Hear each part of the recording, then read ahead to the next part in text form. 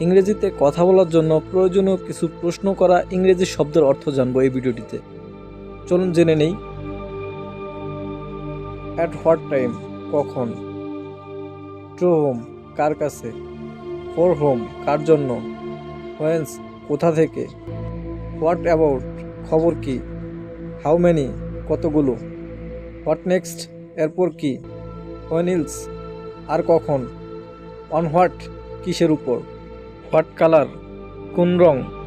After home, কার পরে। How dare, কোন সাহসে। হাউ ইলস, আর কিভাবে। উইথ হোম, কার সাথে।